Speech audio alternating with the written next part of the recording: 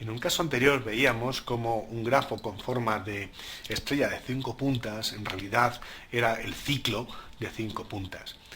Lo que se veía ahí claramente era un caso de grafos isomorfos. Lo importante es darse cuenta que no hay que confundir un grafo con su representación gráfica. Si yo acorto o alargo las aristas o recoloco, digamos, los vértices en otra posición de un espacio bidimensional, eso no nos cambia para nada, pero para nada, el grafo en sí. De hecho, manteniendo la misma ordenación de vértices, su matriz de adyacencia sería exactamente la misma. Entonces, vamos a definir lo que es isomorfía desde un punto de vista matemático un poco más riguroso. Digamos que dos grafos simples, G sub 1 y G sub 2, son isomorfos si y solo si existe una función biyectiva f tal que va de v sub 1 a v sub 2 con la siguiente propiedad, y es que a y b son adyacentes en G sub 1 si y solo si f de a y f de b son adyacentes en G sub 2. Dicha función f se denomina isomorfismo. El problema es que es muy difícil encontrar esa función biyectiva. A veces lo más sencillo es demostrar que dos grafos no son isomorfos.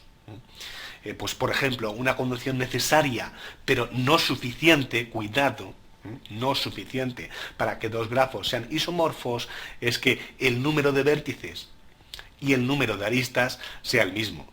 Vamos a ver, si yo tengo un grafo y tiene 4 vértices y otro grafo que tiene 5 vértices, obviamente van a ser grafos distintos, no van a ser isomorfos, ni muchísimo menos.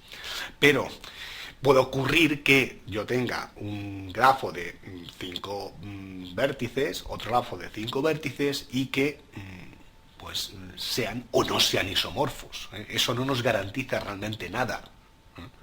Lo mismo pasaría para las aristas. Incluso puedo tener un grafo con 13 vértices y 12 aristas y otro con los mismos números de vértices y aristas y resultar que, pues, es que no sean isomorfos, o sí. De tal modo que este truco de contar el número de aristas y vértices nos puede servir para negar que dos grafos sean isomorfos. Pero solamente nos sirve en algunos casos, no siempre. ¿Cuál es el problema? El problema es que existen n factorial funciones biyectivas entre dos grafos de n vértices. Eso traducido a la matriz de adyacencia, ¿qué es? Yo puedo tener dos grafos y si estos dos grafos son isomorfos, entonces existe una ordenación de sus vértices tal que sus matrices de adyacencia sean iguales. Lo que pasa es que tengo que encontrar esa ordenación. Es decir, fijo una ordenación para uno de los grafos y voy cambiando sucesivamente todas las ordenaciones posibles en el segundo hasta que su matriz de adyacencia me coincida. Y todas esas ordenaciones son n factorial. De tal modo, si n es muy grande, la tarea es inmensa. ¿De acuerdo? Porque tengo que comprobarlo para todos los casos. Y solamente al final, si no hay, digamos, ninguna posibilidad de que esas dos matrices de adyacencia sean iguales, puedo decir, pues no son isomorfos. Entonces, como moraleja hay que recalcar que es muy difícil saber si dos grafos son isomorfos o no, sobre todo para un número elevado de vértices. Pero algunas veces nos es fácil o relativamente fácil negar esa isomorfía. Por ejemplo, si consideramos estos dos grafos y nos piden decir si son isomorfos o no, podemos intentar pues contar los vértices. 1, 2, 3, 4, 5, 1, 2, 3, 4, 5. Bueno, tiene el mismo número de vértices, así que todavía podrían ser isomorfos. También podemos contar el número de aristas. 1, 2, 3, 4, 5 y 6. 1, 2, 3, 4, 5 y 6. Bueno, pues estos grafos todavía podrían ser isomorfos. No podemos, basándonos en el número de aristas o en el número de vértices, descartar que no lo sean. Entonces, ¿qué más podemos hacer? Bueno, nos podemos fijar, por ejemplo, en el grado. Si nos fijamos en este vértice de aquí, vemos que tiene 1, 2, 3, grado 4. Y sin embargo, en este, como máximo, tendremos grado 3, como este y este. No hay ninguno de grado 4. Así que, por lo tanto, no son isomorfos. En este caso, basándonos en la idea de utilizar el grado, hemos podido descartar el que sean isomorfos. Si esta arista que une este vértice de aquí con este otro de aquí estuviera aquí abajo, uniendo estos dos, en este caso sí que serían isomorfos. Aunque, digamos, la representación gráfica sería distinta debido a que esta arista de aquí apunta hacia un lado y aquí hacia el otro, sin embargo serían exactamente el mismo grafo. La representación es distinta y serían dos grafos que serían isomorfos. Veamos otro ejemplo. Supongamos que nos piden dibujar, salvo isomorfismos, todos los grafos simples de 5 vértices y 5 aristas. En este caso podemos empezar por el más sencillito, que podría ser algo de este estilo. Vamos además a suponer que no hay vértices aislados. Este sería el caso más sencillito. Tiene 5 aristas y 5 vértices. Otro caso sería este de aquí.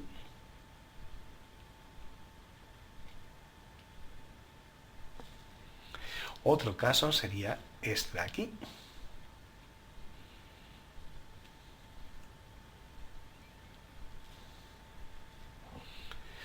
Otro caso sería este de aquí.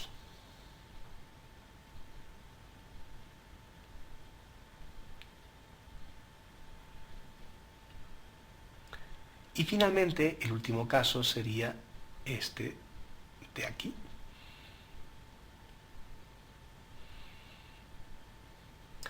Y no hay más. Se nos pueden ocurrir otras formas de representarlo. Pues, por ejemplo, podría pensar que este sería otro caso posible. Pero este es isomorfo a este otro, así que ese no nos vale. ¿Qué otros casos se nos podrían ocurrir? Bueno, pues se nos podrían ocurrir pues el simétrico a este otro.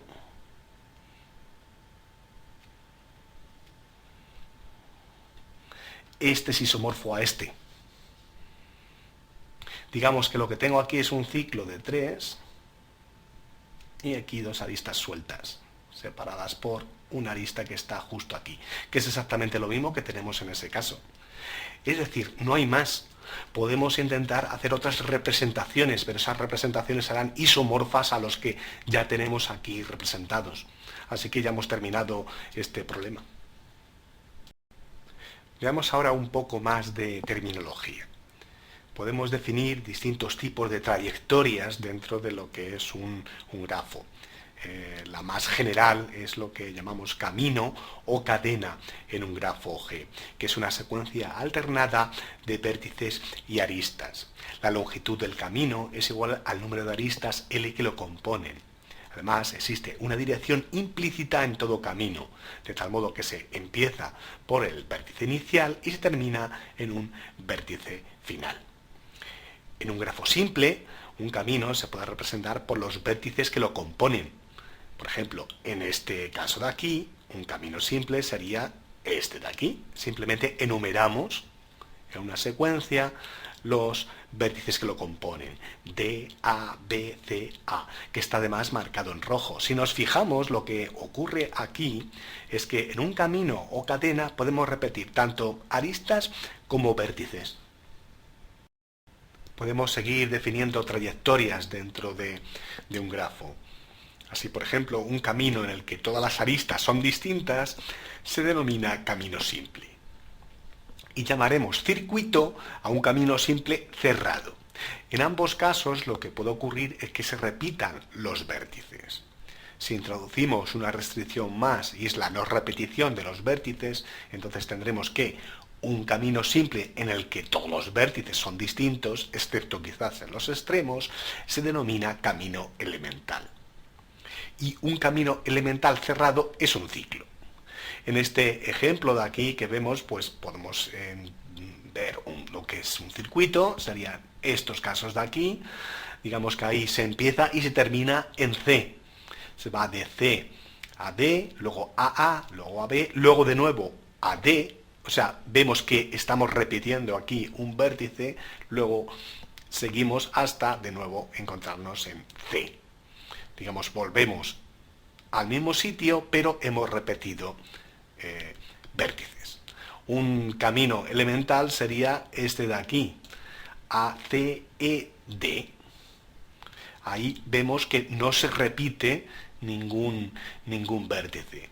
Y un ciclo ABDA sería ABDA. Ahí no se repite salvo el primero y el último, que es el mismo porque llegamos al mismo sitio. Y el caso, por ejemplo, CEDBADC es circuito, pero no es ciclo. ¿Por qué? Porque aquí se repiten algunos, por ejemplo, D, y no solamente, digamos, el primero y el último. Pues con esto hemos terminado las definiciones de trayectorias dentro de lo que es un grafo.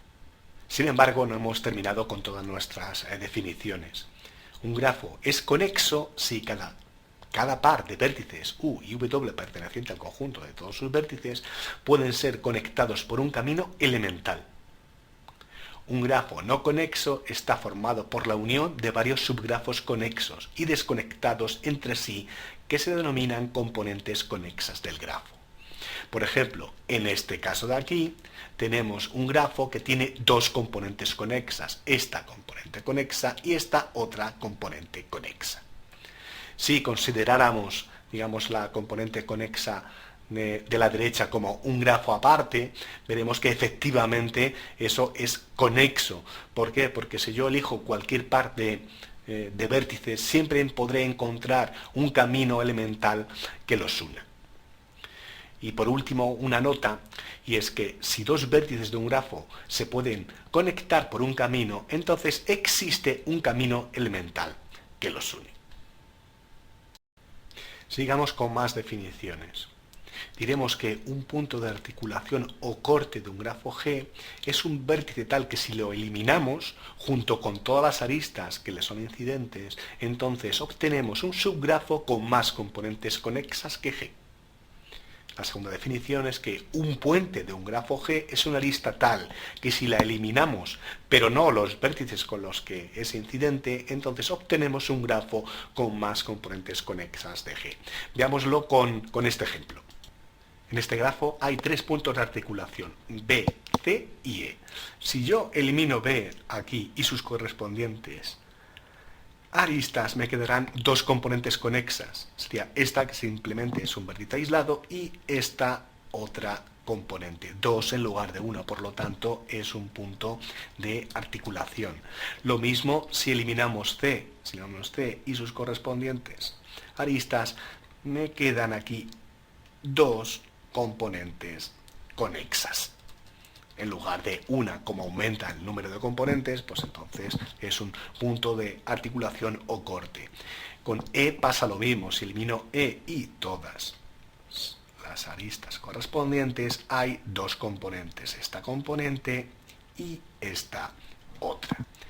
Y en cuanto a los puentes, hay dos.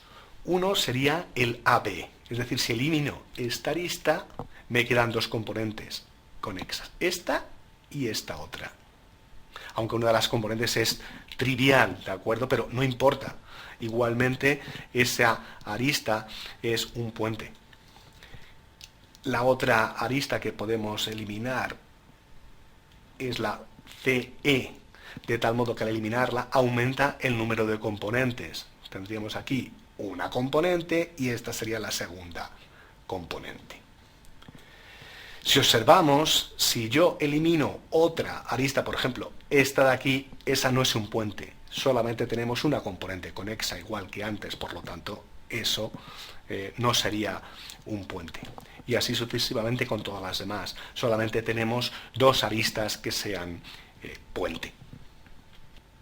Hay determinado tipo de cosas que se pueden ver sobre un grafo a simple vista si este grafo es sencillo, si tiene pocos vértices y pocas aristas. Si el grafo es muy complicado, en ese caso podemos echar mano de la matriz de adyacencia. Por ejemplo, tenemos un teorema que nos dice lo siguiente. Sea un grafo G con matriz de adyacencia A con respecto a un orden establecido. ¿De acuerdo? Entonces, el número de caminos orientados diferentes de longitud n, siempre y cuando n sea mayor o igual que 1, que empiezan en v sub i y acaban en v sub j, está dado por la entrada ij de la matriz a elevado a n.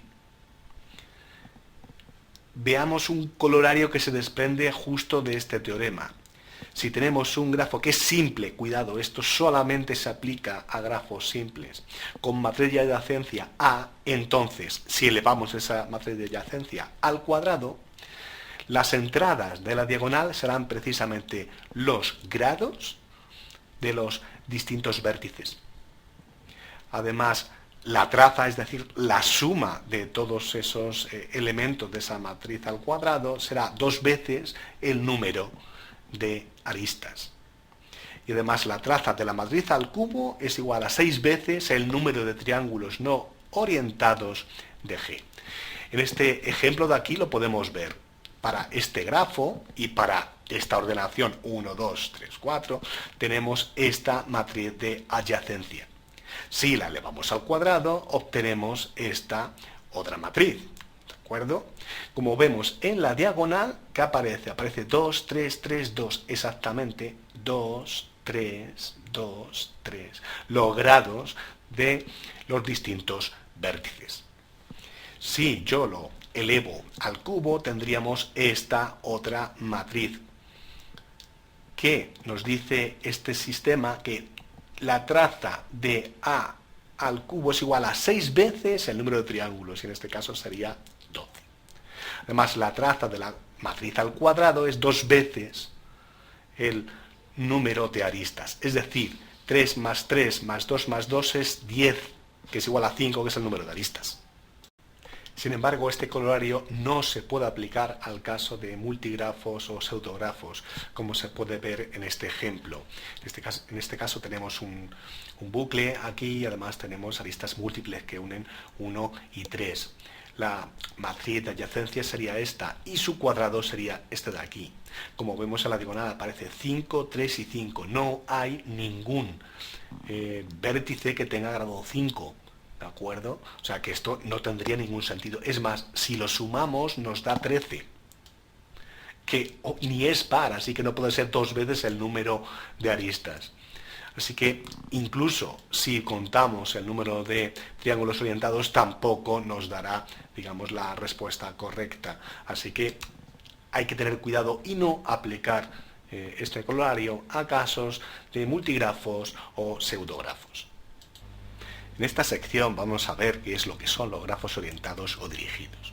Prácticamente la única diferencia que hay con respecto a los grafos que hemos visto hasta ahora es que aquí, en este caso, habrá un conjunto ordenado de pares de elementos. Es decir, que si yo tengo 2 vértices y esos 2 vértices están unidos mediante una arista, y yo digo que esos 2 vértices son U y W, hay intrínsecamente una orientación o un sentido que va de U a W. Esto, a la hora de dibujar el grafo, se representa por una flecha que va de U a W. Las definiciones de multigrafo, pseudografo, etcétera, que vimos anteriormente, se mantienen igualmente en este caso, aunque haya, digamos, aristas dirigidas. Entonces puede haber un multigrafo dirigido, un pseudografo dirigido, etcétera. Sin embargo, el concepto de grado de un vértice va a cambiar y en este caso necesitaremos 2 definiciones nuevas.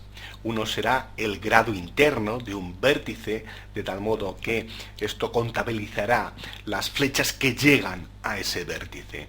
Y el grado externo de un vértice, de un grafo dirigido, que vendrá a contabilizar las flechas que salen de ese vértice.